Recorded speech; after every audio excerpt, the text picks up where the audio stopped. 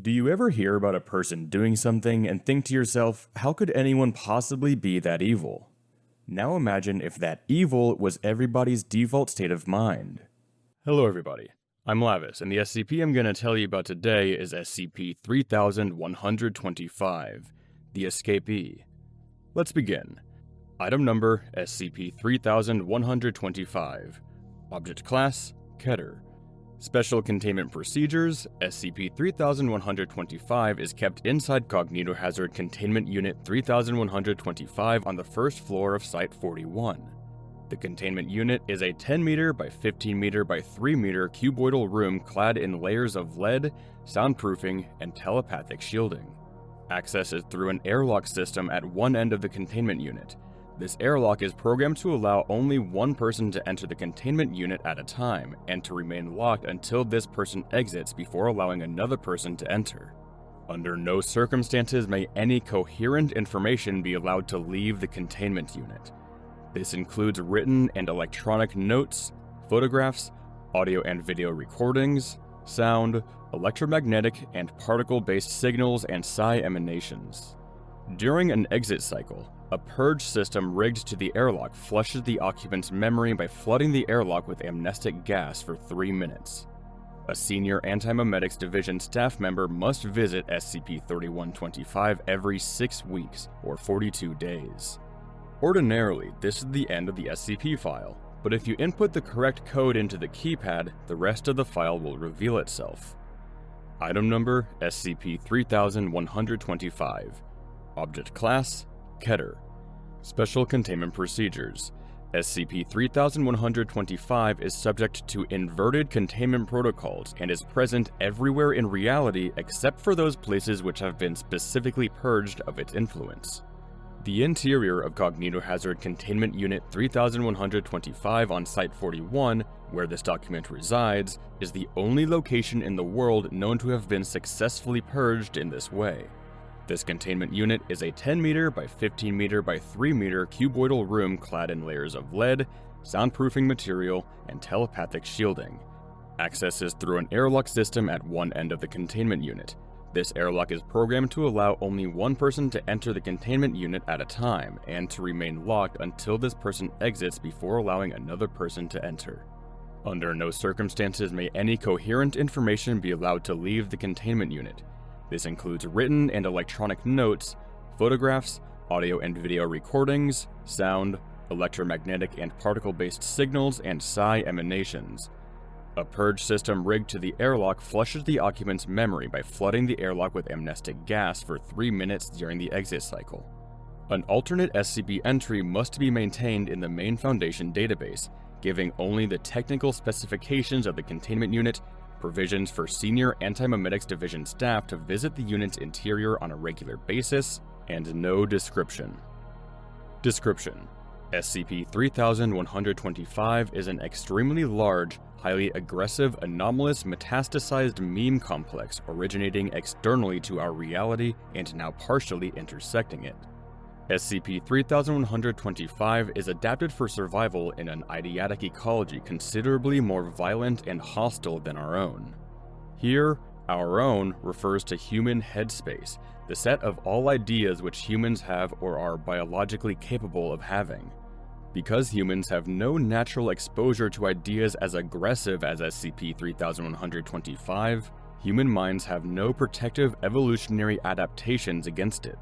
Individuals possessed of SCP-3125 become incapable of entertaining weaker, conventional ideas, and become instead wholly bodily subordinate to the purpose of serving and disseminating the core concepts of SCP-3125. In addition, although undergoing no outwardly visible physical alteration, they cease to be externally recognizable as human. SCP-3125 is not yet entirely present in our reality. Upon its arrival, the highly interconnected nature of human knowledge exchange systems means that it will take no longer than 12 hours, possibly as few as 4 hours, to encompass, dominate, and replace all human thought. At this point, humanity as an abstract concept, along with all attendant abstracts such as civilization, culture, society, community, and family will have ceased to exist. The Foundation terms such an eventuality as MK-class end-of-the-world scenario. The Foundation possesses numerous proven techniques for arresting the spread of such aggressive idea complexes, but these are all rendered unworkable in practice by SCP-3125's Autonomic Defensive Response or Boundary Layer. Fully assembling a mental picture of SCP-3125 and perceiving its true shape causes SCP-3125 in turn to be able to perceive the observer. It then attacks the observer, killing them. The mechanism of the attack is unclear, but appears to be at least partially physical. Mental bystanders, or individuals whose thoughts and ideas resemble those of the observer, are also attacked. This invariably includes the observer's entire extended research group and often their close family, parents and offspring. The attack has the net effect of erasing all knowledge both of SCP-3125 and its attack from the world. This informational numbing effect performs a similar function to the anesthetic saliva of a mosquito's bite, enabling SCP-3125 to evade detection prior to its full incarnation. Foundation staff discovering SCP-3125 may be able to escape its attack via prompt use of amnesic medications to erase their knowledge of it. In either case, the net result is that the interior of a suitably shielded containment unit is the only location where it is safe to observe, record, or even acknowledge the existence of SCP-3125. Outside of such a containment unit, a true written description of SCP-3125 would constitute a lethal cognitohazard. SCP-3125 could be effectively neutralized using a machine proposed by the late Dr. Bartholomew Hughes called an irreality amplifier. However, as well as requiring tremendous material resources, this machine could not be constructed without its builder understanding why it was being built, which would require an understanding of SCP-3125, which would prove fatal to the project. No means of neutralizing SCP-3125 using only the resources in this room is known. History. Due to the described defense mechanism, SCP-3125's observation history is almost entirely missing. In particular, it is unclear exactly how this containment unit came to be built and how these containment procedures were established. Much data has been accrued in this containment unit over the course of successive visits by Foundation researchers. This data was brought from the outside in the hope of being useful and left here in accordance with containment procedures. In addition to this database entry, the reader will find multiple electronic copies of the Foundation database, academic datasets of all kinds, and extensive public news archives. As is to be expected, much of this data is not germane to the topic of containing SCP-3125. Nevertheless, correlation and analysis by successive visitors have allowed the following facts to emerge.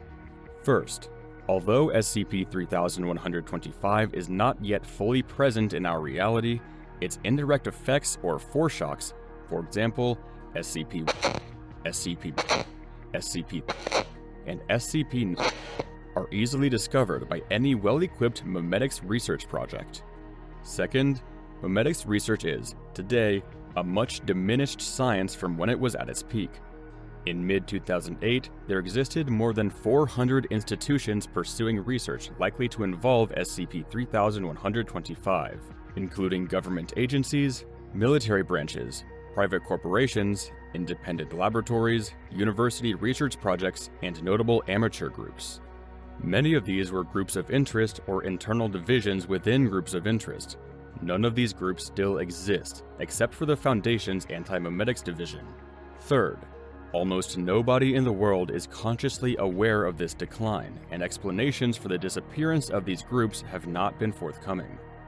Simple deduction gives that all of these groups eventually discovered SCP-3125 and were consumed by it, and that this is, in fact, the inevitable fate of all competent memetics research. The Anti-Memetics Division's persistence is attributed to its specialist training and its ready access to reliable amnestic medication.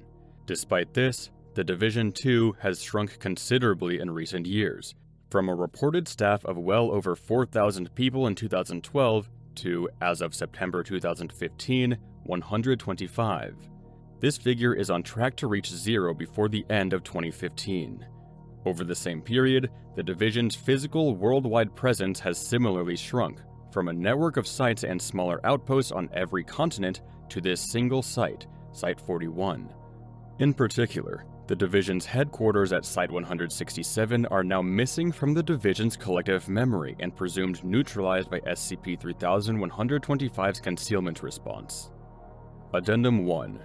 Further analysis of the available data, specifically architectural diagrams of Site 41, indicates the existence of a second containment unit on Site 41, conforming to the same basic design philosophy as this one. This second unit, S041-B30-000, was built 210 meters below ground level.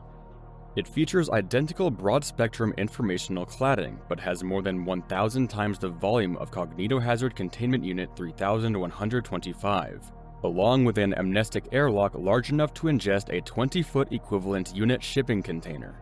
Information relating to the date of construction and purpose of S041-B30-000 is absent from Foundation records, and is presumed to have been deliberately erased. The unit itself is hermetically sealed and has been for an indeterminate period of time. Regardless of S041-B30-000's intended purpose, it, like any such containment unit, is capable of acting as a shelter from SCP-3125. Addendum 2 is a document by Marion Wheeler, Chief of Antimemetics, and reads as follows. And the rest, hopefully, is blindingly obvious. S041-B30-000 was originally constructed to house a long-term project to construct Hughes' Irreality Amplifier. While that's been going on, the rest of us have been fighting an unconscious war in order to buy time.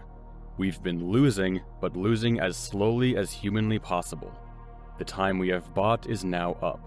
It's an extremely bad sign that nobody inside S041-B30-000 has broken the seal yet, but there is no ground left for us to cede, and there are no more bodies to throw into SCP-3125's maw to slow it down. Va is here, ready or not. I'm going to go to S041-B30-000 and use the machine. I think I can get the information out through the airlock. I think I can get to the vault alive. This was the plan. It's become garbled in the retelling because of variables, but I know that this was my plan because I know myself. What else could it have been? Standard procedure is that I have to tell you what to do next if this doesn't work. That's the Asynchronous Research Covenant. But I don't have a good picture of who you can even be, reading this and alive. In your scenario, there is no machine. Hughes is missing, I'm dead, the site is ruined, and how'd you even get in here? Can you be Foundation? Are you conscious? Is there a single word of this which you comprehend? You live in a world bathed with SCP-3125. That's the loss condition. I can't help someone who doesn't exist. From Marion Wheeler, Chief of Antimemetics, November 30th, 2015. Addendum 3 is a document by Adam Wheeler and reads as follows. I found your body, and finding your body was a powerfully disorienting sensation for me, I don't mind admitting. I used to know Marion. During the brief period in which I knew her, she wasn't one to admit defeat as easily as you. Still, that was a long time ago. Far be it from me to tell you your business, but I fear you missed a trick. From the evidence I can see, this was never the only Antimemetics Division site. There were others. I imagine they're now all effectively invisible to most passers-by, of course, just like this one. But I presume that they, just like this one, still physically exist.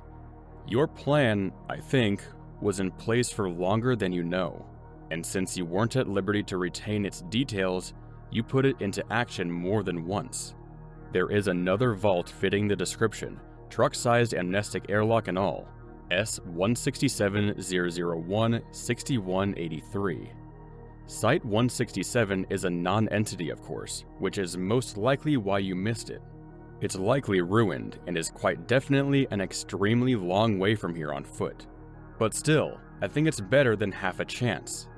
I could die on this boondoggle too, naturally, as the world has become something of a horror show of late.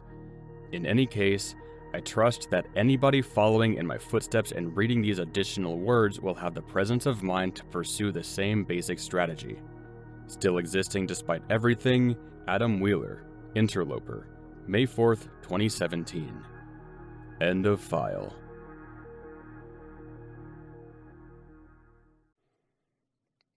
Thanks for listening. If you like that video, maybe you'll like this one too. Have a nice day.